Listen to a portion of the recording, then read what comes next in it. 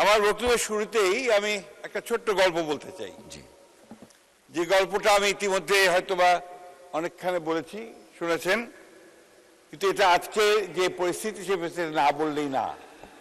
সেটা হচ্ছে যে একজন খুব বড় গায়ক, তাকে সঙ্গীত সম্মেলনে দাওয়াত করা হয়েছে। তিনি গাছের আরো অনেক সঙ্গীতজ্ঞ আছেন। সকলের সঙ্গীত শেষ হওয়ার পরে তার টার্ম যখন আসলো, তখন তিনি গান গাইতে শুরু করলেন। গান গাইতে শুরু করলেন চোখ বুঝে, যা হয় ক্লাসিক্যাল মিউজিক, যারা গান তারা তার প্রাণ দিয়ে গান। অনেকক্ষণ গাওয়ার পরে তিনি যখন চোখ মেললেন, তখন দেখলেন যে কেউ নেই হাউসে, শুধুমাত্র একজন বসে আছে। সে একজন বসে আছে, সে আপনার, উনি ভাবলেন যে ওই ব্যক্তিটি হচ্ছে সবচেয়ে বোদ্ধা, সঙ্গীত বোদ্ধা। সুতরাং উনি তাকে ডেকে নিয়ে এসে বুকে জড়িয়ে ধরলেন যে আপনি হচ্ছেন সত্যি সঙ্গীতের আসল ভক্ত। তো বলছিলেন আমি তো বসে আছি, এই মাত্র যে শতরঞ্চিটার উপর বসে আপনি গান গাচ্ছেন, ওই শতরঞ্চিটা আমার। আপনার কখন গান শেষ হবে তারপর আমি যাব।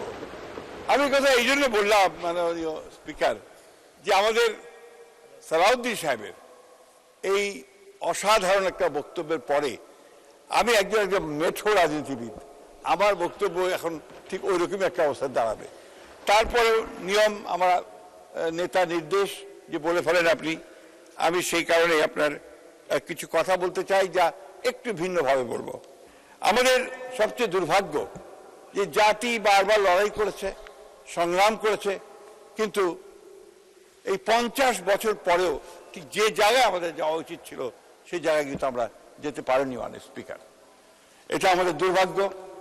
এটাই আমার কাছে মনে হয় যে আমাদের কোথাও একটা সমস্যা আছে, যে সমস্যাগুলো আমাদের নেতৃত্বকে সেই জায়গায় পৌঁছাতে দেয় না, যে কারণে হয়তোবা আমরা সেই জায়গায় পৌঁছতে পারি না।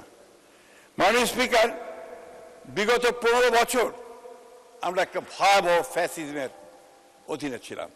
গোটা জাতি নির্যাতিত হয়েছে, নিপীড়িত হয়েছে, খুন হয়েছে এবং তাদের সমস্ত স্বপ্নগুলো বিনষ্ট হয়ে গেছে।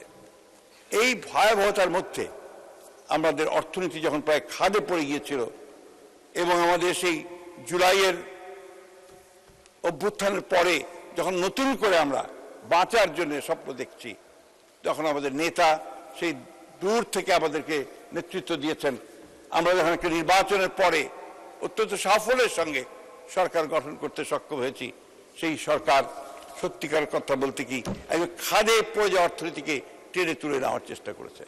আজকের এই বাজেট, আমাদের আমার পাশেই বসা আমাদের আমির খুশরো মাহমুদ চৌধুরী সাহেব, সেই সাহসী মানুষ যিনি খাদে পড়ে গিয়ে উপরে ওঠার চেষ্টা করেন, সেই চেষ্টাটা তিনি করেছেন এই বাজেটের মধ্যে দিয়ে। এই বাজেট তো শুধু একটা অঙ্কের হিসাব নয় মাননীয় স্পিকার, এই বাজেট হচ্ছে সামনের দিকে এগিয়ে যাওয়ার একটা সিঁড়ি। এই সিঁড়িতে ওঠার জন্য তিনি আমাদেরকে বাজেট দিয়েছেন। আমি বাজেট সম্পর্কে দীর্ঘ আলোচনা করব না। আমি শুধু আপনাদেরকে, অনেকেই বলেছেন যে এই বাজেটের কোনো নীতি নেই, সেইভাবে বলা হয়নি, পথরেখা নেই বলা হয়নি। কিন্তু এই বাজেটে যদি আপনারা দেখেন, যে বাজেটের উপরে ছোট্ট একটা বইও বের করেছেন, এখানে বলা আছে যে 3টি প্রধান আর, যে আর্টটার উপর ভিত্তি করে, এক minute, recovery and stabilisation, restoration, reconstruction, অর্থাৎ আগামী 1 বছরের মধ্যে অর্থনীতির অবনতির ধারাকে রোধ করবে, সামষ্টিক অর্থনৈতিক স্থিতিশীলতাকে পুনঃপ্রতিষ্ঠা করবে, আগামী 3 বছরের মধ্যে রাজস্ব ব্যবস্থার সংস্কার, বিনিয়োগ ও বেসরকারি খাত উন্নয়ন, আর্থিক খাত পুনর্গঠন, রপ্তানি বহুমুখীকরণ, মানব সম্পদ উন্নয়ন ও সক্ষমতা বৃদ্ধি করবে। আগামী 5 বছরের মধ্যে অর্থনীতির কাঠামোগত রূপান্তর, উদ্ভাব নির্ভর প্রবৃত্তিতে উত্তরণ, বাণিজ্য বহুমুখীকরণ ও অন্তর্বর্তীমূলক ও টেকসই প্রবৃদ্ধি। মাননীয় স্পিকার, এই বাজেটে যে প্রশ্নগুলো এসছে, সমালোচনাগুলো এসছে, যে আপনার একটা আপনার জনতুষ্টিমূলক একটা বাজেট, একটা আপনার একটা এমন একটা বাজেট যা অর্জন করা সম্ভব নয়, এমন একটা বাজেট যেখানে আপনার এটা একটা উচ্চ অভিলাষী বাজেট হয়েছে। মাননীয় স্পিকার, বিএনপি হচ্ছে সেই দল যে দল সব সময় একেবারে ধ্বংসস্তূপ থেকে উঠে আসা দল।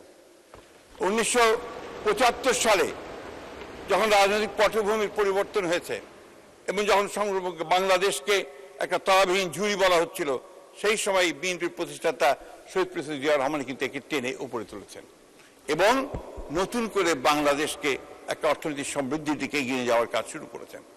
বিএনপি হচ্ছে সেই দল যে দলটি 1990 সালে একটা ভয়াবহ স্বৈরাচারী শাসনের পরে, মিলিটারি শাসনের পরে দেশনেত্রী বেগম খালেদা জিয়ার নেতৃত্বে আবার উঠে এসেছে সামনের দিকে এবং সামনে এগিয়ে যাওয়ার পথ খুঁজে নিয়েছে।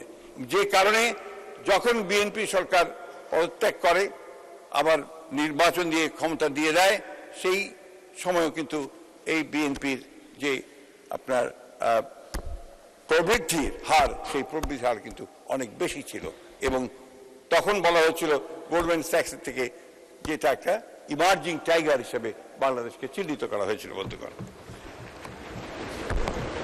মিস্টার স্পিকার, মাননীয় স্পিকার, আমার যে কথাটা বলতে চাচ্ছি যে বিএনপি সবসময় লড়াই করতে জানে, বিএনপি চ্যালেঞ্জ গ্রহণ করে, বিএনপি চ্যালেঞ্জ গ্রহণ করে সাফল্য অর্জন করে, এই প্রমাণ আমরা বারবার এই বিএনপির সাথে দেখেছি।